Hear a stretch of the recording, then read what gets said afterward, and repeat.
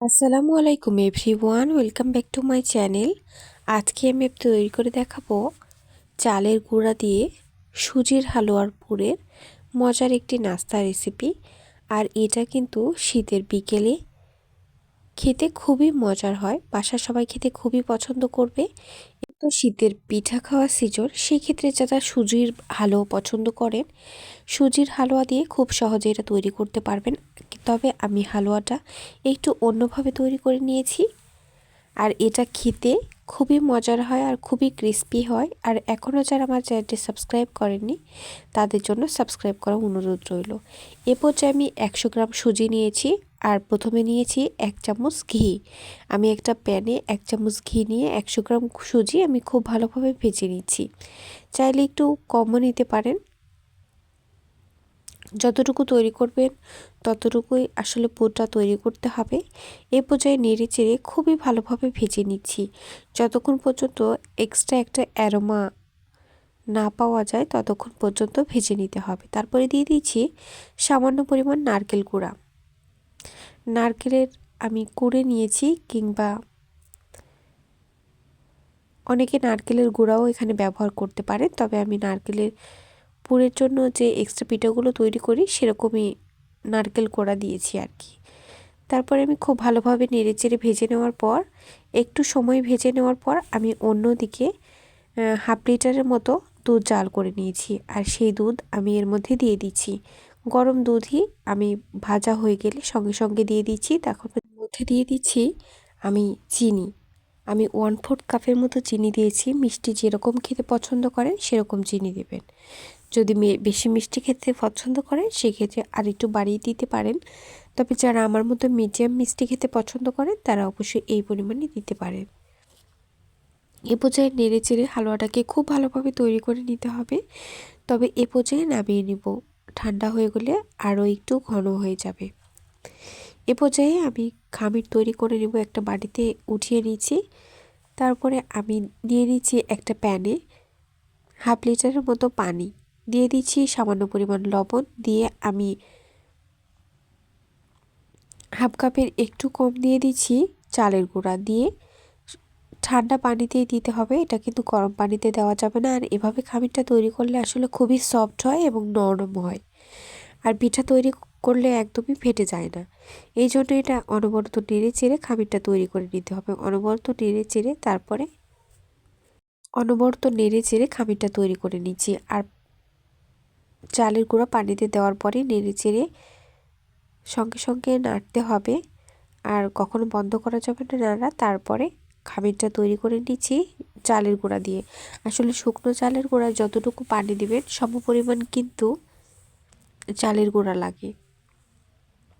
এ পর্যায়ে এভাবে মাপ করে দিয়ে দিতে হবে, দিয়ে খুব নরম যেন না হয়ে যায় সেদিকে খেয়াল রাখতে হবে। আর এইভাবে যদি খামিরটা তৈরি করেন তাহলে কিন্তু অনেক বেশি সফট হয় আর পিঠা একদমই ফেটে যায় না। সেই জন্য এভাবে খামিরটা তৈরি করে নিয়ে তারপরে আমি গরম অবস্থায় এটাকে মথে নিচ্ছি। খুব ভালোভাবে একটু সময় নিয়ে মথে নিতে হবে। একটু সময় নিয়ে এটাকে মথে নেওয়ার পর আমি সামান্য পরিমাণে লেচি নিয়ে নিচ্ছি এখান থেকে।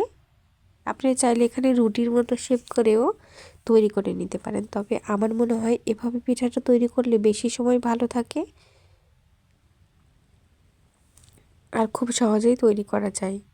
এই জন্য আমি এরকমভাবে লেচি কেটে নিচ্ছি। আর একটা আমি এভাবে করে খুব ভালোভাবে একটু মাখিয়ে নিয়ে তারপরে বাটির মতো শেপ করে নিয়ে তারপরে ভেতরে সুজির যে হালুয়াটা তৈরি করে রেখেছিলাম সেই হালুয়াটা দিয়ে দিচ্ছি। আর এভাবে সুজির পুর যদি নারিকেল দিয়ে তৈরি করেন তাহলে কিন্তু শীতের পিঠা হিসাবে একদম পারফেক্ট হবে আর খেতে অনেক বেশি মজার হবে। এ পর্যায়ে আমি পিঠা তৈরি করার জন্য আমি যে কোনো শেপেই তৈরি করে নিতে পারেন আপনারা, তবে আমি আমার মতো শেপে তৈরি করে নিচ্ছি।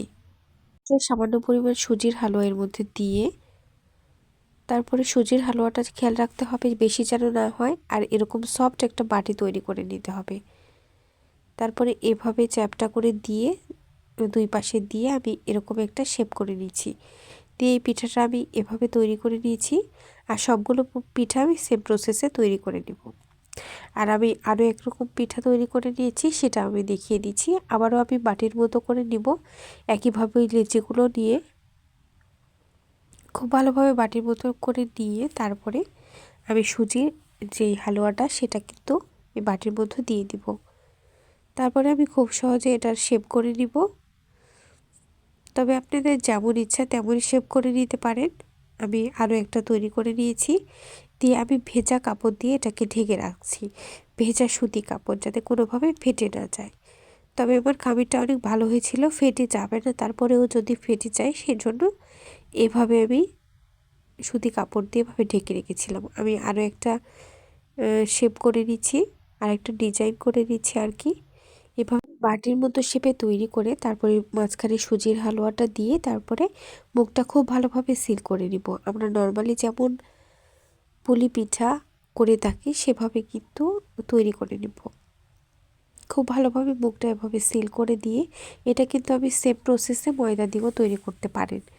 তবে ওভাবেও খেতে অনেক বেশি মজার হয়, তবে চালের গুঁড়া দিয়ে করলে এটা কিন্তু অনেক বেশি ক্রিস্পি হয় আর খুবই মজার হয় খেতে। গরম গরম এভাবে যদি তৈরি করে খেতে পারেন তাহলে কিন্তু বাসার সবাই খেতে খুবই পছন্দ করবে। আমি কিন্তু উপরের দিক থেকে এভাবে শেপ করে নিচ্ছি, আসলে এটা দেখেই বুঝতে হবে কিভাবে করে নিয়েছি। সবগুলো পিঠা আমার তৈরি করা হয়ে গেছে। দেখেন আমি 2 রকমের পিঠা তৈরি করে নিচ্ছি। তারপরে চুলায় তেলটা গরম হওয়ার জন্য দিয়ে দিচ্ছি। তারপরে গরম হয়ে গেলে আমি একটা পিঠা ভাজতে দিয়ে দিয়েছি, তারপরে আরেকটা দিয়ে দিচ্ছি। এভাবে আমি সেম প্রসেসে সবগুলো পিঠা ভেজে নিব। আর অবশ্যই খেয়াল রাখতে হবে পিঠাগুলো একটু ডুবো তেলে ভাজার চেষ্টা করবেন, তাহলে কিন্তু টেস্টটা ভালো আসে আর খেতেও অনেক বেশি মজার হয়। এভাবে আমি উল্টে পাল্টে পিঠাগুলোকে আমি ভেজে নিব, একটু গোল্ডেন ব্রাউন করে ভেজে নিব। এ পর্যায়ে পিঠাগুলো ভাজা হয়ে গেছে, দেখুন কতটা সুন্দর কালার চলে এসেছে। এ পর্যায়ে উঠিয়ে নিচ্ছি। আর এই সুজির পিঠাগুলো খেতে কিন্তু খুবই মজার হয়। আর এখনও যারা আমার ভিডিও দেখছেন কিন্তু লাইক দেননি, প্লিজ একটা লাইক দিয়ে দিবেন, কারণ আপনার একটা লাইক আমার শেয়ারের কাজ করবে। আর আবারও সেম প্রসেসে পিঠাগুলো দিয়ে আমি গোল্ডেন ব্রাউন করে মিডিয়াম আঁচে ভেজে নিব। আর আমার রেসিপি ভালো লাগলে অবশ্যই চ্যানেলটি সাবস্ক্রাইব করবেন এবং পাশে থাকা বেল আইকন ক্লিক করবেন। এ পর্যায়ে আমি পিঠাগুলোকে আবার এভাবে উল্টে পাল্টে ভেজে নিব। আর অবশ্যই মিডিয়াম হিটে পিঠাগুলোকে ভাজতে হবে। আর এভাবে পিঠাগুলো তৈরি করলে ছোট থেকে বড় সবাই খেতে খুবই পছন্দ করবে। আর শীতে তো এরকম মিষ্টি পিঠা কিংবা সুজির হালুয়া দিয়ে এরকম পুর করে পিঠা তৈরি করলে খুবই মজার হয় আর দুর্দান্ত স্বাদের হয় বলতে পারেন। এ পর্যায়ে উল্টে পাল্টে গোল্ডেন ব্রাউন করে সবগুলো পিঠা একইভাবে ভেজে নিয়ে আবার পরিবেশন করে দেখিয়ে দিচ্ছি কতটা লোভনীয় দেখতে হয়েছে, খেতেও হয়েছে মাশাআল্লাহ অনেক মজার। আর এতক্ষণ যারাই আমার সঙ্গে ছিলেন তাদেরকে জানাচ্ছি অসংখ্য ধন্যবাদ। আমি একটা পিঠা ভেঙে দেখিয়ে দিচ্ছি কতটা সফট হয়েছে। সকলকে ধন্যবাদ জানিয়ে এবং পরবর্তী রেসিপি দেখার আমন্ত্রণ জানিয়ে আজকের মতো বিদায় নিচ্ছি।